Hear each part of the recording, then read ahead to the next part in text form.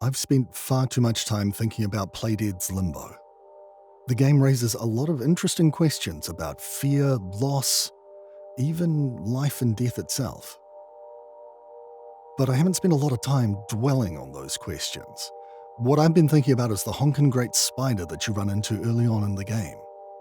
So this is probably a good time to say that if you're not comfortable with spiders, spoilers, or gruesome deaths, this might be a good video to skip. Speaking of deaths, there are a lot of ways to go in Limbo. Over the course of the game, the boy is, among other things, shot, crushed, impaled, bear-trapped, blow-darted, and brainwormed into water deep enough to drown in. But it doesn't actually slow you down that much. In Limbo, almost nothing actually does. But the spider's different. The other deaths are bad enough, but the spider's the only bad death that remembers you between scenes. It doesn't just want to kill you, it wants to keep you. And it gets what it wants. Spun in silk and hung from the ceiling, you're a helpless little bag of juice. And then it just wanders off. I know in real life spiders often leave their prey to die, but they usually still keep an eye on it. This feels more like the spider forgot its lunch because it was in a hurry to get to work. It's easy to lose the things we've been chasing after, just by assuming that we'll have them forever once we get what we want. Achieving things is great, getting what you want is great. But keeping the things you've earned, or at the very least being able to choose when to give them away, that's just as important. Dang, this was already the creepiest sack race in history even before the spider came back for its lunch. Wait, we need to go back. The Silk Cave is not the first time you see the spider.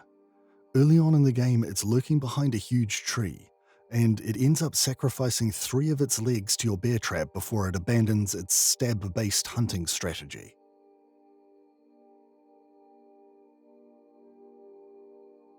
By the time you've escaped your cocoon, the spider ignores other prey that it's already caught just to chase you. It no longer just wants to eat you. Now it feels like it hates you. It remembers what you did to get past it. And that hatred blinds it to the pit. And the stone. Blood flows, limbs fly. The spider, at last, is gone.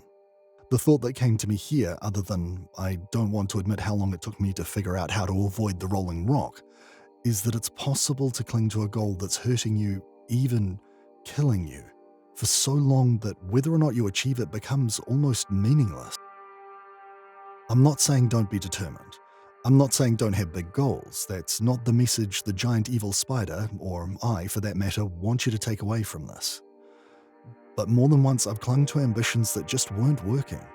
And one time I ended up in hospital because I was so single-minded about getting to my goal that I ignored a rapidly worsening infection in my leg. By the way, if a surgeon ever asks you, "Hey, can you wiggle your toes?" it's time to reassess your priorities. Don't be like me. Don't be like the spider. If something's costing you more than it's worth, stop. By the way, I was wrong about the arachnid. It is not quite gone yet. Even on one limb, it's still dangerous. But ultimately, it's completely unable to stop you from turning it into a beach ball. And then a pincushion. I think being killed by the spider feels different because the spider can itself die. There's no comparison between your two situations.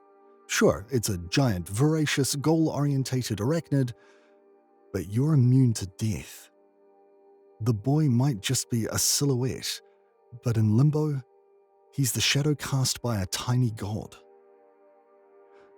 The lesson I took from this, other than children are the real monsters, is that assuming your situation and other people's situations are the same is an easy trap to fall into. Sure, it's unlikely someone is going to rip off your last leg and roll you into a spiked pit.